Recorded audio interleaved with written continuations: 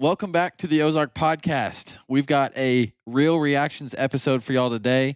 It's Kyle and I. We're hanging out here at my house, and I was looking back. It's been since March 6th since we've done an internal real reactions episode last. Y'all know we travel every week to go meet our guests, and so this time we get to kick back and kind of digest some of the episodes that we've gone through. If you could just pick one of those that was like, that was a really cool episode or a highlight or a favorite of yours, which one would you maybe key in on? And I think my favorite would have to be Bill Butts Bill? and Temperate Bass. Yeah. I liked feral hogs. I like talking land. I like turkeys. But there's just something about waiting for the spring white bass run that is like core to my childhood. It's kind of like the first, it's like as the weather's turning, we're coming out of just a cold winter, probably had some snow. It's always that first warm spring day, and everybody's like, white bass. White bass. Like, we got to go. we got to go find them. We got to go to the White River or wherever and get on them. You're right. It's like it's the first change of weather and change of pace to kind of be like, all right, it's time to dust off the fishing rod and get my tackle out. Well, and I have so many stories of going out for white bass way too early in the season because somebody's friend told somebody's friend told my granddad, and my granddad told me, he's like, we're going. Yeah. Kind of deal. You get out there and you're freezing It's and still nothing's too cold. happening, and yeah, it's like terrible conditions for it. Yeah. And you don't catch any fish. No, you don't. It's like, all right, we'll be back next week. Yeah. Same story. We've done that. But eventually it gets good. Eventually, you'll go out there on the right day and you will catch some white bass, or you'll catch some walleye. We figured that out one time. We were out there trying to go for white bass, and it still ended up being a great day. Accidental smallie. I mean, can't complain with that. No, it's always a good time. But yeah, Bill is man. He has coined himself and kind of cornered the market on like he is the temperate bass guru of the Ozarks, and he's made a reputation for himself, and he's taught a lot of people how to do it. And he shares that knowledge willingly and openly. So it's just cool to get to finally meet him after so many years of hearing about him, and then letting him just kind of spill some knowledge on the pod. Yeah, I didn't know if like many of our listeners knew when they clicked on his episode that if there was a book to be written of Ozarks temperate bass fishing, the author has to be Bill Butts. Yeah, like for sure. He's the guy to write the book. Yeah. So he's a big deal. He is. It's a real big deal. So so it was a good one, and we're not going to do a real reaction on that one, but just because it was like we were looking through the reels that we did, and we're like, this is just great information. Like we can't really even expand on this. Dude, it's a masterclass. He kind of lays it out. So definitely go check out that episode if you haven't. If you're looking for other white bass information in the Ozarks, Kyle, where's a good place for people to go find that? Steve Daly actually has some good stuff. The Daly's Ozark Fly Fisher. I know we subscribe to their newsletter. Yeah, I do personally. I don't know if the podcast does. We do. We do. Yeah. Well, then I read it twice.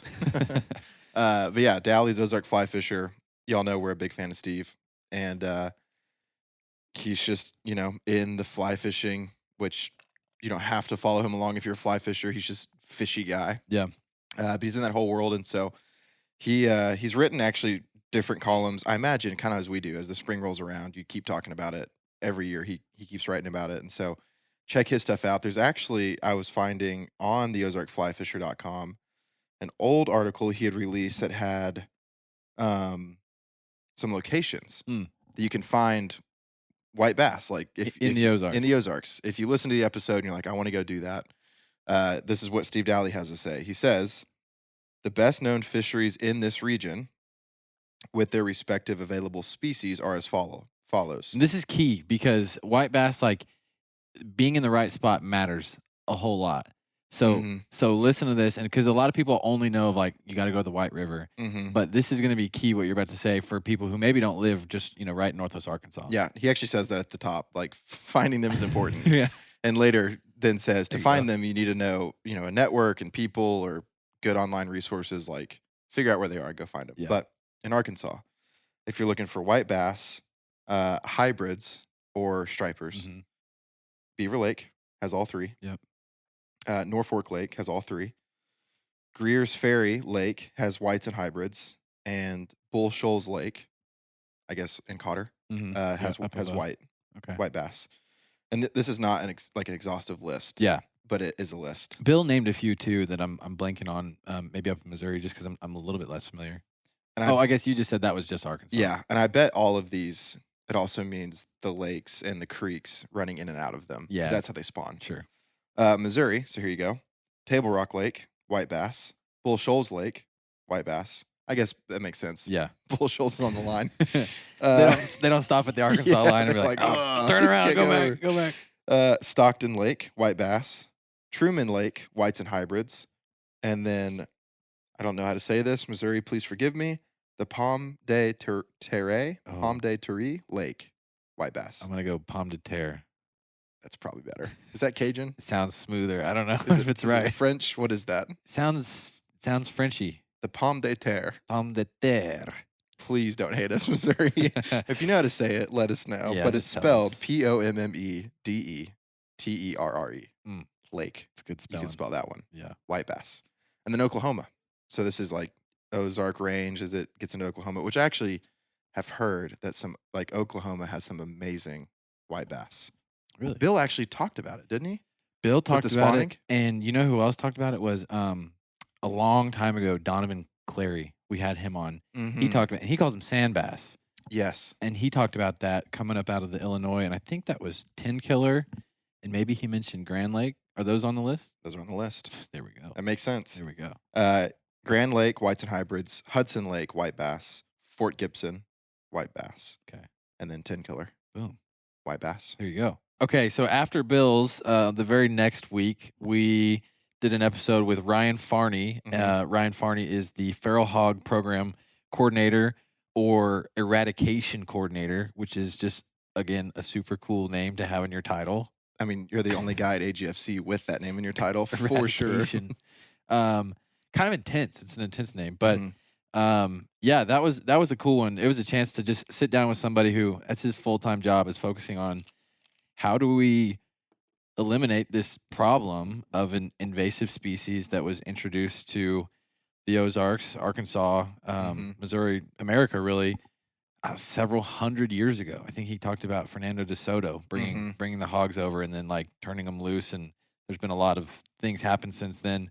And they've kind of, in a lot of ways, like they're not native and they are invasive, but they've been here just as long as any of us. Yeah, they're like a part of the culture. Yeah. And so there's a lot of people too who actually really like having hogs on the landscape.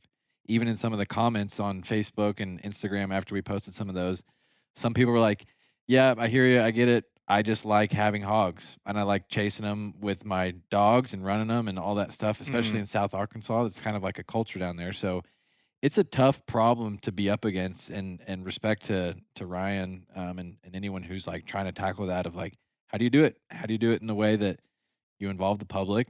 You try to get some consensus and agreement, but also managing the landscape, the resource, wildlife and farming too, adding the economy on top of that. It's a very complex issue. So what stood out to you about his episode? Because we covered everything from trapping and stats and even loss of agriculture and money. I mean, it was all over the place. What about that was interesting? There were two things. One was I've just always wanted to ask the question of, if we're trying to get rid of them, why don't we open up the season? Because that seems to be like the most obvious thing of like, we want like just make it easy for everyone to kill them anytime they see one. So I wanted to ask that question, and I appreciated his answer to that. The second thing was, this was just kind of like I wasn't expecting to hear this, but he talked a lot about drones, the way that they use drones to estimate the economic impact of feral hog damage in Arkansas, and just the technology that they use, and thinking about like how they ever did it before they had drones, which he kind of said like, well, we didn't really because we couldn't. Guess you'd ask the farmer, how much did you pay and how much do you think you lost? And he said, about this. Exactly. And then you're like, okay, well, if one farmer lost that, then how many farmers do we have in the state? Like maybe that was the best idea that they had. But with the drone, they can actually take it up into the air and use, thermal imaging, and they can look at through a camera that looks at like photosynthetic material using light, and they can estimate, oh, well, if this whole field was planted, it would be 100% photosynthetic material plants, right? Mhm. But if all of a sudden now 25% of it is dirt and it's been torn up and those plants are, turned up in the soil, you can say, okay, well, 25% of this field, it costs this much. And look at this, an area of 100 acres in a matter of a couple minutes versus, walking around and trying to do that by hand. So With a tape measure and with a tape measure. So I don't know, like those were two things that just kind of were like, oh, that's cool. I wanted to always ask that question, and then two, the drones was just like, I didn't expect to learn that. I Mhm. didn't know that they were doing that, so I thought that was cool. Dude, it's a good one. Let's play that reel. If the goal is to eradicate feral hogs, Mm. why don't we just open up the season on all private and all public for everyone to hunt, trap, do whatever it takes to get rid of these suckers, Right. and be done once and for all? The management area systems and basically all of Arkansas have been open to unregulated take since feral hogs were discovered in Arkansas, early 1900s. From that point till 2016, people could do basically whatever they wanted on our management areas, and hogs were still there. The reason that Game and Fish Commission made the decision to restrict the take of feral hogs on our areas is because the situation wasn't getting better, it was getting worse. We were seeing more and more and more activity on our management areas. In 2016, our statewide take on all of our management areas was, I think, 1,600 feral hogs. In 2017, after we restricted the take, we removed over 4,000. Obviously, that's probably a question he's been asked a lot, so his answer is it's very well thought through, and it's probably, to some extent, it's rehearsed, right? Because, like, It'd have to be. it has to be. That's your job to explain it. And but it makes sense. I mean, you think about it. If these hogs have been here for hundreds of years, and the problem has only gotten worse, and there were no regulations on the take of them up until like 2016, and it just kept getting worse, then we're not making progress. So it would be crazy to just keep doing the same thing over and over. And so their approach is, let's limit the amount of hunting, one off, kind of shooting, one or two hogs out of a sounder at a time, and let's really lean in on trapping and trying to take the whole sounder if we can. Which that surprised me because if you would have asked me before that episode, why is that a regulation? It would have been what I think is most quoted, which is, well, they want to keep people from releasing more hogs in the landscape to hunt them, or to have, I don't know, if it's open year round, season round, whatever. You could see a world in which you have an outfitter, or some guys trying to make a little extra money, saying, well, I got a great hog place. How about you pay me and I'll take you out, we'll kill them. Right. They kill a couple a night, they spread out, they come back a week later, they do it again. And then eventually you're out of hogs, at least in that spot, and this guy's trying to make some money. I'll put some more out. Right. And so that, I understand that side. And that probably has happened, and that probably is a factor. it's got to be a factor. Yeah. But the science behind the trapping of the whole sounder, and it getting messed up by, like, for lack of a better term, more scientific term, getting messed up by a couple hogs getting shot by guys who are within their rights hunting hogs. Right. But they scatter them, and now you have more hogs spread out, and they're breeding with other hogs, and it's making more hogs. They need time and a closed season to be able to bait and trap and electronically release the traps to capture the entirety of that population within that wildlife management area, or that area, or that 100 acres or whatever it is. Yeah. That was fascinating. Yeah, it is. And I'm looking through some of the comments on the post, and there's some people who, again, like, this is a complex issue, and they're like, the public areas I hunt in Arkansas have had a rising hog population for the last few years. For my notes, and the AGFC has been trapping and using a helicopter once a year to try to manage them. I at least wish it was open for the entirety of deer season and not just November through December. There were days this year where I would see 30 to 60 hogs a day and could do nothing about it. And I hear It's a dilemma. It's a dilemma. I hear his point. He's sitting out there. He's like, I want to help any way that I can. I'm seeing these hogs, and I could take one or two, right? Like, I could help and do my part.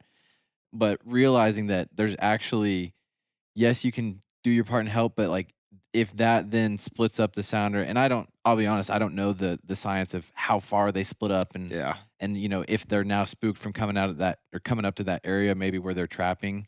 I don't know if that's what the case is there, but I can see how that's the dilemma, and he's like, well, I could help, but if it actually does more damage than it's helping, then that's where Game and Fish is like, we just don't want it, right? Like, Mm-hmm. just let us handle it, and we'll handle the problem. And there's still you can still take them on private land within the season, I believe. And so that's kind of like where it's Private land might even be year round. Check your regs, people, before Yeah. you take our advice. But I think it's year round. And that may depend too, like if you're Oklahoma, Arkansas, Missouri, Yeah, wherever you're your listening zone. from. So we won't quote regs here. Did you see the guys who were like, why not put a bounty kind of per hog? Yeah. I think Florida does that with the pythons. Mm-hmm. Because that's actually an interesting topic that I wish we could cover, but it's not the Ozarks. Yeah. But Florida has an invasive python problem Mm-hmm. from years of people having these snakes, I think, as pets, and then releasing them when they got too big, and then they started breeding, and then they expanded quick. And they have no natural predators. Zero. And they just get super big. Yeah. And I think there's a bounty on them. Like there's guys who their full-time work is snake hunting. Yeah. That's wild. Like that's how they live. It's kind of cool. Yeah. Anyways, it was a cool episode. Interesting to hear, how Game and Fish and those guys are thinking about it was really the main takeaway is, they have to have some kind of strategy and some kind of plan. Everyone maybe has an opinion on how it should be done. Like you said, you got to kind of draw a line in the sand of this is what we're going to try and do for a while until you see it's either working or not working. So that was a cool one. All right. What do we got next? We're going to move on. Roger Mangum from the Nature Conservancy. So he took us out to a WMA not too far from here and was showing us some areas that they've done some timber clearing, that they've done some prescribed burning on. They've maybe applied some herbicide and to get rid of like some Sericea lespedeza, some different plants like that. And it was cool just to kind of get to hear from a guy who he has a forestry background, but this is also his full-time job working for the Nature Conservancy, and hearing how he thinks about, the forest, what makes a healthy forest, what is the current condition of the Ozarks and our forests, what should it look like, what did it used to look like, all those things that, normally just average Joe like you and me, we go into the woods, we're like, feels like it's always looked like this. Yeah, looks like the woods. Looks like the woods, bunch of trees, and that's kind of surface level. Like, yeah, I love it out here, and that's it. Yeah, his passion, I think, is the biology of it. It's the forestry stuff, even more than I don't know, maybe what his full-time work has him doing all of the time. And so, this is the type of man who looks at a system and sees the flaws and sees the potential and knows what it can be, and he wants to do everything within his power to make it the best it can possibly be. Yeah. And then at the end of the episode, he dropped, and it won't get there for another couple hundred years. Yeah. It's like, oh man, you're putting in the good work for a benefit that you will never actually get to experience. You'll never see. Yeah. That is tough to do. Yeah. That's like the long game of conservation. Yeah, it absolutely is. And it's hard to keep pushing when that's true, when, the goal is so far out of reach, but that like you have to do what you can now to get the ball rolling, and hopefully after you get done pushing it, somebody else picks it up and pushes it behind you. Well, and you know that every step towards health is a good step. Right. Like you have the perfect picture at the end of the day, but healthy steps are still healthy steps. You're right. It doesn't have to be all or nothing. Right. You can have incremental progress along the way. So this was a question that we asked him, was just kind of to start the episode. We always try to think about the progress of the episode and how it goes. And it was like, what is the current condition of our forest? Like, how do they look? How should they look?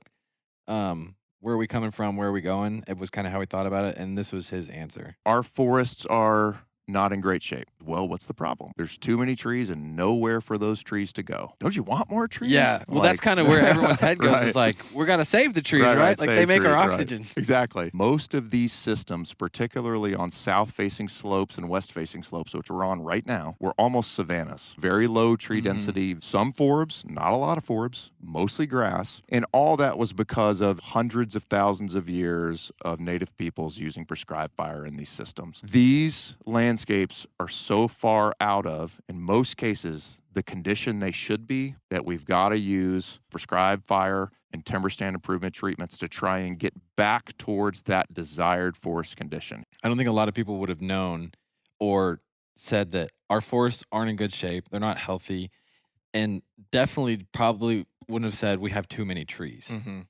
and that's not even something that I've heard in doing the podcast from really anyone else.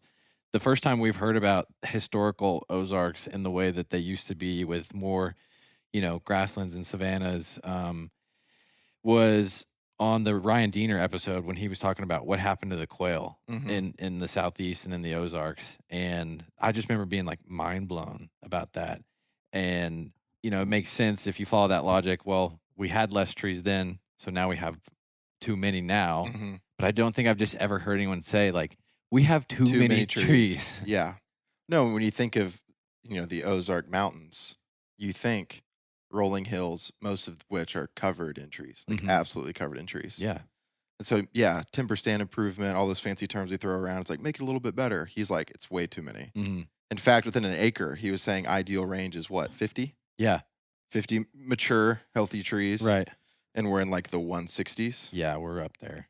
That's wild. Yeah. That's a ton. And he was saying, so what, remind me, because I'm kind of blinking, remind me, we have too many trees and nothing to do with them, right? Yeah. He was saying that essentially there's so much wood out there, there's way more Mhm. supply than we have demand. And so even if you were to cut them, it's not like you're going to make a whole bunch of money cutting them down and selling them. Yeah, so I think that was part of his solution. But, well, he said a couple things. He said, one, that grasslands are actually a better CO2 dump than trees, which is interesting. Mm-hmm. So it's actually better to have less trees I've heard that too um, from other places. rather than just trees. Mhm. Grasses are good. The right grasses are good. And then essentially, and this is simplified, so all you forestry guys are like, you are just hitting the high points. Like, yes, that's that's the point. Essentially, when things were right, you had bunches and I guess tribes of native peoples, a bunch of them in a bunch of different places, all managing the forests in very similar ways. And so, well, you also had elk and buffalo and all this stuff that was moving. So you had like a true prairie with trees, and you had, animals that are now gone from the landscape, were on the landscape. And so they were doing what they do to help the ecosystem. If you remember Grant Wood's episode, you had dung beetles and Yeah. just like it was how it was supposed to be, I guess. And then when you had the thick timber that was being managed by, Native Americans, they were burning it Mhm. to then, I guess, watch it produce the way it should produce. Like they knew that fire did something. Well, and it it ultimately attracted wildlife and kept it in that area Mm-hmm. so that when they came there to hunt, there would be wildlife there. Yep. And there was forbs and there was food and cover for all of the animals to continue to be there anytime they needed access to food and plants. Mm-hmm. And so that was happening. And then this gets into the what do you do with the trees? There's been enough time that's passed since it was good, and y'all have listened to Ryan Diener's episode, and you heard about the tractor giving way to, or the fire giving way to the tractor after World War II, and all this stuff that was fundamentally changing things, and the urban sprawl, and it's all tying together, right? Like conservation is not just one thing; it is all connected. And essentially, what we learned on this episode, which I hadn't heard before, and it made me think about even the fur trade, which is funny because it's tied at some level, is the reason we don't have a big push for taking trees off the landscape to make the forest even kind of at a starting place of what it used to be like in its healthiest state, is that the global market for timber, for lumber goods, has shifted out of the middle of America and has shifted to South America and Asia. And so we can get cheaper wood from other places. It is too expensive and too, I guess, just too expensive. That's actually all it boils down to. Right. It is too expensive. And logistically Mhm. doesn't make sense, right? Challenging. to have timber companies do what they used to do in this area. Mhm. And even that was kind of in the middle ground between the fire and all of that and where we are now. We at least had that, it was timber barons. It wasn't great, Mhm. but it was still something where trees were being managed. And so now what you have in the Ozarks are a ton of essentially new growth Right. that is aged to the point where it's becoming old growth, but it's looking different than it ever has before, with the introduction then of invasive species and grasses that you don't want, Mhm. the loss of the correct animals on the landscape, and then the loss of habitat for even more animals to be there, and nobody wants to burn, Mm-hmm. and the urban sprawl, and other than hunters and conservationists, nobody cares. Yeah. It's actually the worst part about all of it, and that's where we're at currently. Yeah, Like, not that's where we ideal. are. Yeah, no, you're right. And then throw in on top of that, you had Smokey Bear saying for the last, I don't know, 100 years, like forest fires are bad outright. I don't care. And he, for the great icon that he is in preventing like wildfires and dangerous wildfires, he also, I feel like, put a kibosh on maybe healthy thought and healthy thinking around fire. He kind of scared people. And, that is a generational impact. And you kind of have to get people away from like, hey, when we talk about fires on the landscape, we're not talking about California. Yep. In fact, a lot of the reason why a lot of those fires out west go crazy is because there's so much fuel on the ground.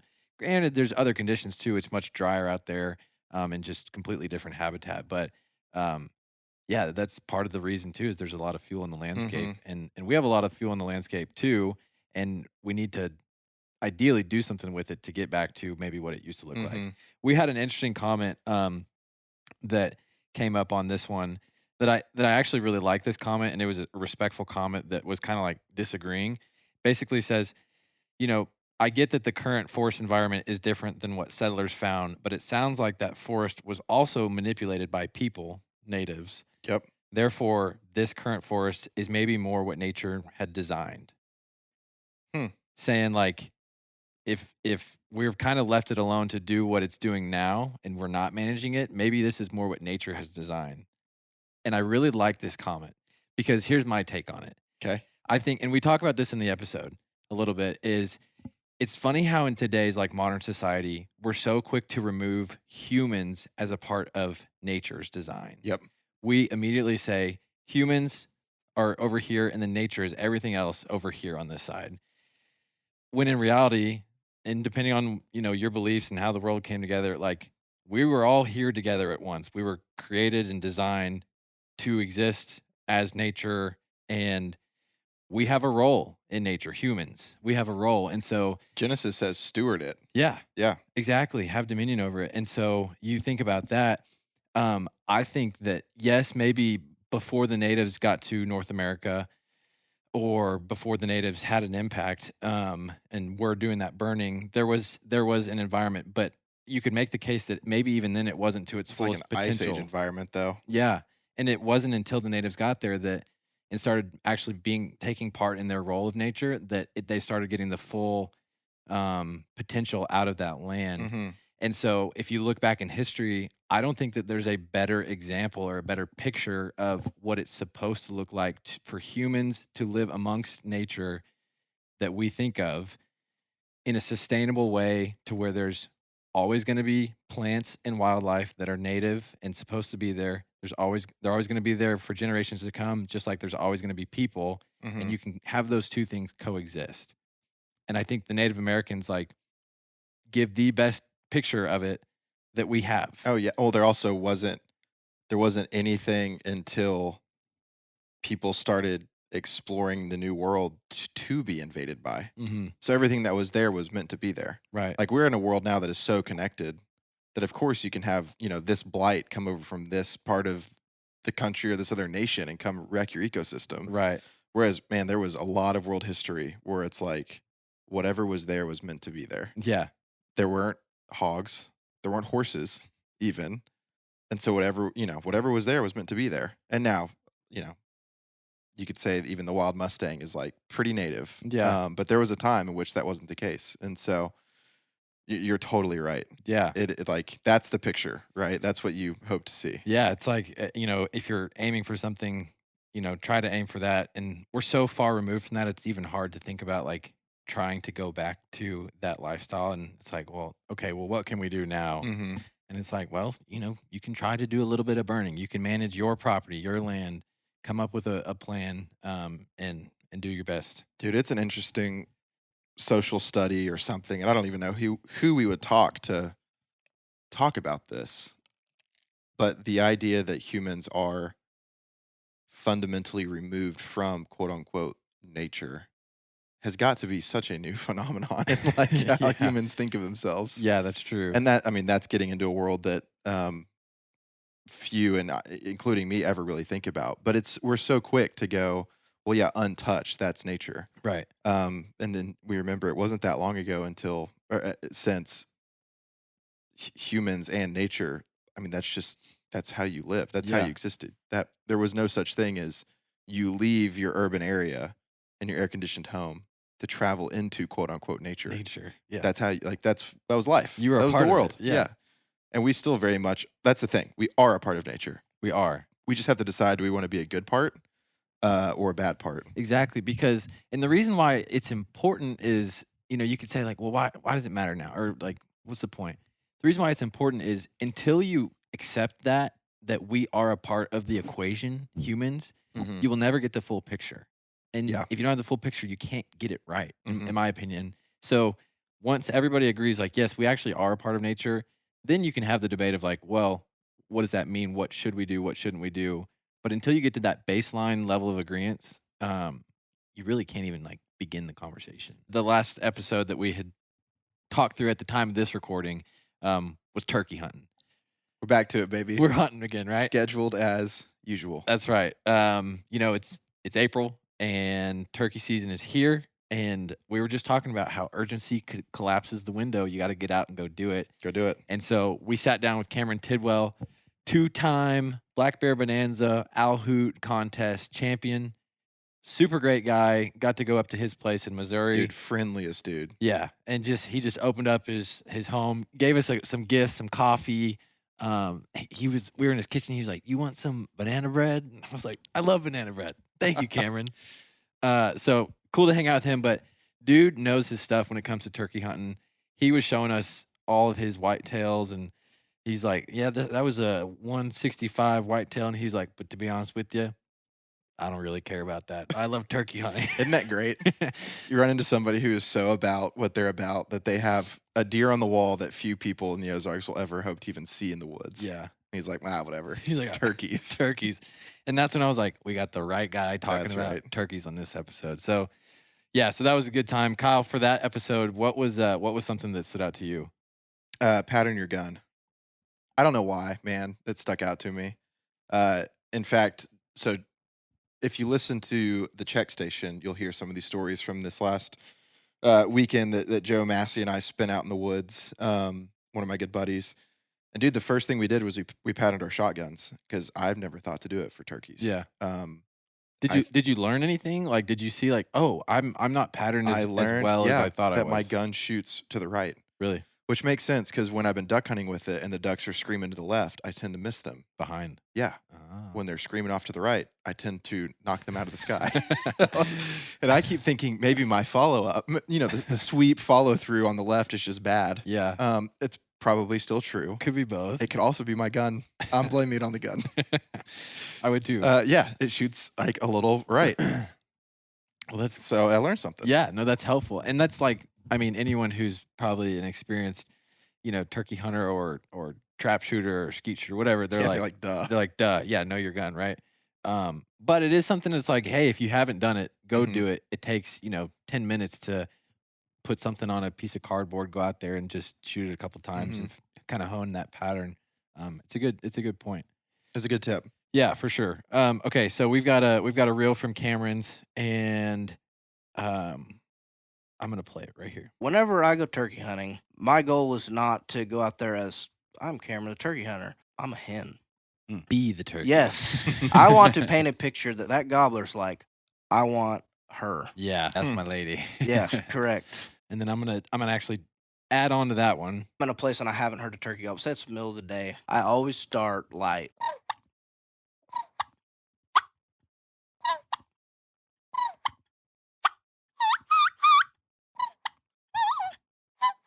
If one answers you when you're doing that soft stuff, you're not blowing them off the mountain, I mean, if you just come in and he's 40 yards from you, Yeah. It's like, what's her problem? Like, I don't know. They might have been with a few Betsies, and then I'll just.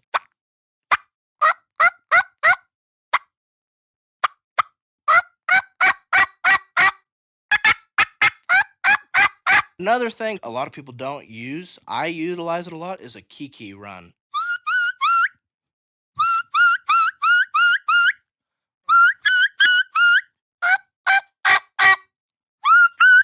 Talk about being a turkey. Dude. I mean, All that with a diaphragm call too. yeah, impressive. Dude knows his stuff. So I tag team those two reels together because he's talking about becoming the turkey, right? Mhm. Being it. And then he goes into that next one saying like he's reading the situation. He normally starts with the soft yelp. If you just come in like blaring hot, turkey's gonna be like, "What's up with that one?" Like I'm not really getting the vibe, right? Mhm. And so getting to that mindset, turkeys are a tough game to chase, especially in the Ozarks because it's tight, it's hand-to-hand combat. Ray I was talking about that last year. You know, you're gonna pop over a hill and they're gonna be 20 yards, or they're gonna Mhm. pop over a hill and you're gonna be 20 yards, or they're gonna pop 10 yards behind you and just show up out of nowhere. And it's close quarters, and so you got to think about like how does sound carry? How does it travel? How do I sound? What are they doing? Are they with a hen? Are they with a Jake? Like what's the dynamic here? Mhm. And there's a lot that goes into that it's important to at least try to consider it and have some kind of educated guess of like what the heck to do about it. Oh, an educated guess is about all you get in the mountains. I mean, there's those toms will stand up on the roost and turn different directions, and they sound like they're coming from, I don't know, 6 different mountains. Mhm. It's just like, how do I find this thing? How Yeah. do I find this bird?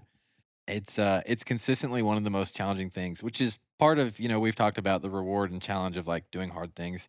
It's part of the reason why I love it so much is Mhm. because it is really hard. And man, I've been made to look like a fool in front of some turkeys when they show up behind you, like I said, 10 yards behind you, or, they seem like they're on a rope coming in and then all of a sudden they just shut off. You sit there 30 minutes, an hour, you're calling, wondering where they went. You're thinking maybe they're just being quiet. You wait, they never show up. They just disappear. Yeah. You've got other times where it's like, you hear them way off, but you think they're close, and then you think they're far away, and so you go up, but then you end up just keep pushing them as you're trying They to end get up closer to busting them them, out. busting them out. It's like these dumb birds with walnut-sized brains can make us look really dumb. I mean, they are surviving machines, so it makes sense. Yeah, Everything about them is tuned. It's fine-tuned to live, and you're, the one of 3 or 4 critters out there trying to also kill them. Yeah. So it makes sense. yeah, they've got a lot to try to run from. What about his episode, specifically even those reels, stood out to you, or you felt like you'd maybe learn for the first time, or maybe reinforce some ideas you had about turkey hunting? I really liked his. This is kind of another just like easy, quick tip. But his whole philosophy on hunting with a buddy, having a good hunting partner, it can make a big difference in a hunt. It can make a big difference in confidence and morale. Having a strategy, having someone to bounce ideas off who maybe has had a different experience, or like, no, I've hunted a bird like this in this similar situation, and we were uphill or downhill around this thing. So, having that, I think, is kind of what stood out to me is like definitely helpful because I've been hunting by myself and I've been busted. That time that one snuck up behind me, if I had someone else with me to watch my back or to kind of both at least have a little bit more peripheral, that probably wouldn't have happened, No, it probably wouldn't have. and we would have busted that bird. There's times too, you'll hear a yelp, or you'll hear one little thing, and if both people hear it, you can at least confirm it. Right. If it's just you, you're like, I don't know if I heard that. Yeah. I don't know if that's real. It is a real thing. The phantom gobble, Mhm. where like even after a day spent in the woods and you're hearing a few gobbles off in the distance, you'll go home and you'll hear a noise in your house and you'll be like, turn your head, like, what was that? Was that a gobble? Was that a gobble? Is there a turkey in my home? What's going on here, man? It's like sticks with you. But yeah, man, I love turkey hunting. It's so much fun. I'm planning to get out either this weekend or I'm gonna probably take off a day or two next week and try to get out there while I still have time. Because like we said, season doesn't last forever. No, it doesn't. That's all we've got for y'all today. Enjoyed doing this, talking through some of the stuff we've been putting out there and kind of reliving. It gives us a chance to go back and like really hone in on some of those topics when in the interview we're just like on to the next question. I'm curious. Like I want to know the next thing. So we enjoy these. We enjoy doing these a lot. Well, it gives us some good rabbit trails to follow too. 'Cause there's sometimes where you really cannot let an interview go for 4 hours. Yeah, even though you might want to. But I want to talk about this thing I've been thinking about for a while. And I feel like we got to do that even with some of the conservation, the tree stuff. Yeah, we definitely did. All of that. I don't Hopefully, know. we didn't lose all our hunting and fishing buddies who were like, just get on to the good stuff, man. Well, they did. They Stories. stuck around for turkeys at least. So.